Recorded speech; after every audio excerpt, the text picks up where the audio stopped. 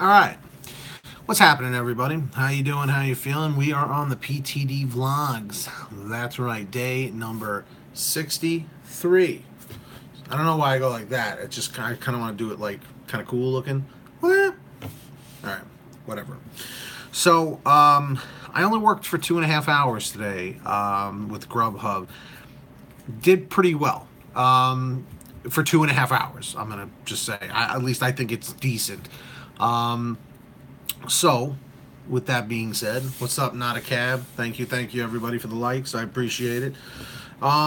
So, what I did was I started at the 5 o'clock till 7:30 block. What's up, Chuck? What's up, Chuck? What's up, Greg? So I did the 5 to 7:30 block. Evidently, GrubHub in my market figured that a 2.5 hour block during that peak time on a Monday was the best time, and it is from 6 until 7:30 is really the busiest, and then it can steadily be busy from 7:30 until about 8:30, 8:45 p.m. obviously. So I started at 5, didn't get a delivery request until about 5:30ish, 5:35. So I was riding the minimum. I took that order. It was like an $8 payout from the Greek restaurant. Delivered it. Then they sent me a Boston Market payout for like $6.75, and that was way out of my way. So I said, okay, what do I do here? Do I risk getting another delivery and lose my minimum, because you have to maintain a 90% acceptance rate in my area? So then I said to myself, is it worth just rejecting this and getting something better? So I said, you know what? I could work the 2.5 hour block and make the safe $30, or I can risk and I could reject this because I know I'm not going to get 8 more deliveries in that amount of time. It's just not going to happen. Or do I risk it and maybe make more? Well, I said, you know what? Screw it. I risked and I ended up making the $56, not from the minimum. I rejected 3 offers and I delivered 7. What's up, Jesse? What's up? So when I did this, it worked out great. It worked out really, really well. And needless to say, instead of making the $30 in 2.5 hours, I made $56 in 2.5 hours. You know, you got to go with your gut feeling, Gregory. You know, Greg, you got to go with your gut feeling. So I averaged about $22 for 2.5 hours per hour. So it would really be more like $23, $24 an hour. You know, thank you, Joe. Thank you.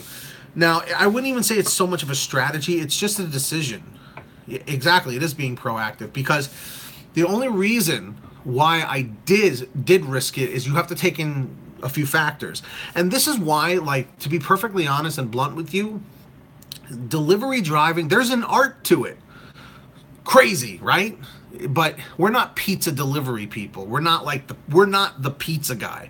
We are independent contractors running our own business under a corporate structure. You know what I mean? GrubHub and Uber Eats and these companies, they provide us with the customers, and we have to figure out our strategy to maximize our profits in the least amount of time possible. Is that making sense? Are you guys following that? I think I make sense right now. I think I am.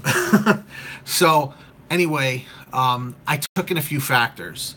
One being that it was really cold. Like, I notice whenever it's like under 30 degrees, I'd say under freezing, like under 32 degrees Fahrenheit, people are ordering, especially during dinner. Dinner is that time to clean up. So I knew that if I rejected that delivery that was out of the way for $6.75 or $6.50 or whatever it was, yeah, absolutely, Jesse, use it. So by doing that, it ended up working out. You know, it ended up working out better for me, because the next payout, next offer I got was like $7, but it was closer. you know? So then I delivered that one. Then something else came in. I rejected that. That was like a $5 one. And then a salad place sent me 2 deliveries that equaled $10 that were quick drop-offs. And actually the funny thing is one of them was a no tip, but because it was bundled together, I took it because it was a $10 payout. The orders were ready to go. Grabbed them up while I was on the way to dropping off another one. So I had 3 deliveries in the car. I wish I could record all of my entire shift. I wish I could so badly, but I just feel like GrubHub would not be okay with that, you know, or Uber Eats.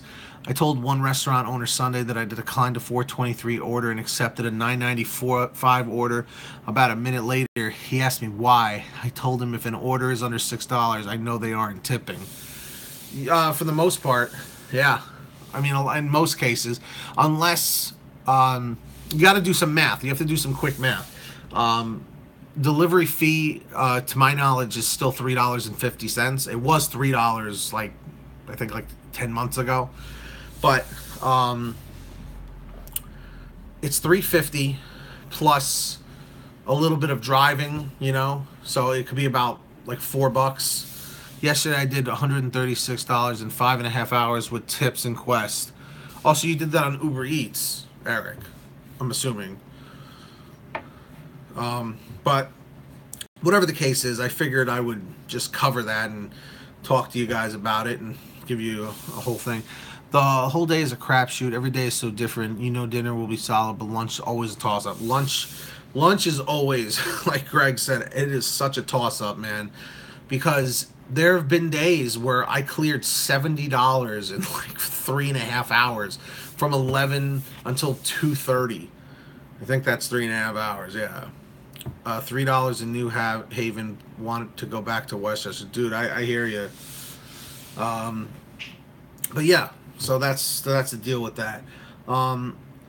And somebody actually brought something to my attention, and I don't know how true it is, but it sounds plausible, that the reason why GrubHub and Uber Eats has been a little slower during this time around is because college kids are still home for their winter recess, and that a lot of them are doing deliveries and stuff just to make money while they're home, which would make sense. I would totally do that. If I was in college, so if this was offered when I was in college, dude, I totally would.